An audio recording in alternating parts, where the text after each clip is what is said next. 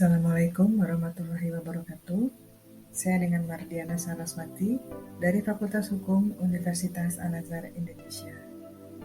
Saya akan membahas materi hukum internasional yang terkait dengan perjanjian ekstradisi antara Indonesia dengan Singapura. Ekstradisi merupakan sebuah proses penangkapan narapidana yang bersifat lintas teritorial. Pada umumnya, ekstradisi dilakukan dengan perjanjian antar dua negara. Perjanjian itu nantinya akan menjadi landasan hukum untuk mengembalikan seorang narapidana ke negara asalnya. Negara asal juga berwenang untuk mengadili narapidana tersebut sesuai dengan peraturan perundang-undangan yang sah di negaranya. Pemerintah Indonesia telah resmi menandatangani perjanjian ekstradisi dengan Singapura pada 25 Januari 2020. Penandatanganan tersebut merupakan bagian dari upaya pemerintah untuk membawa para narapidana, terutama koruptor, yang lari ke Singapura untuk kembali ke Indonesia.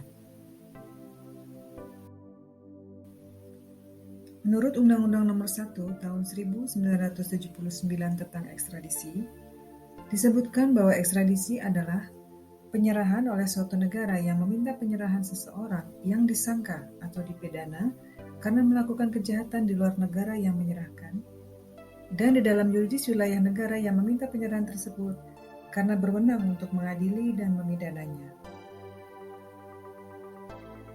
Bila melihat pengertian ini, ekstradisi secara sederhana merupakan suatu proses penyerahan terpidana atau tersangka yang ditahan oleh negara lain pada negara asal yang memintanya.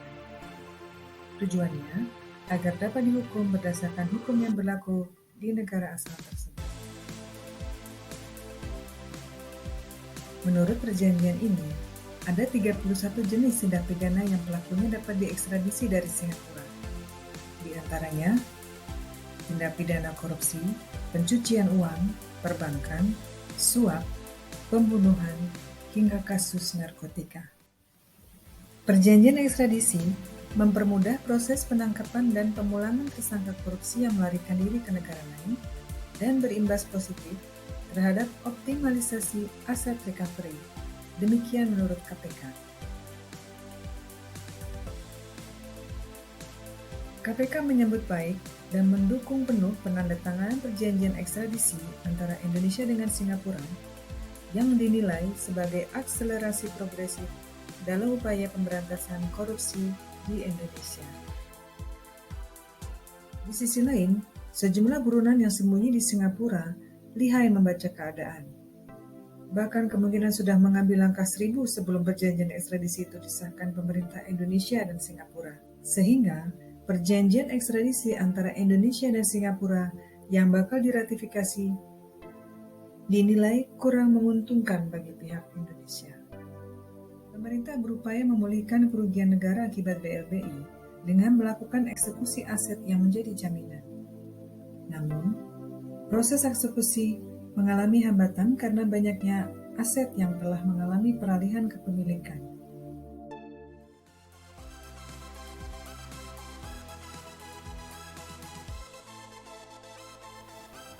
Demikianlah yang dapat saya sampaikan, dan saya mengucapkan terima kasih atas perhatiannya.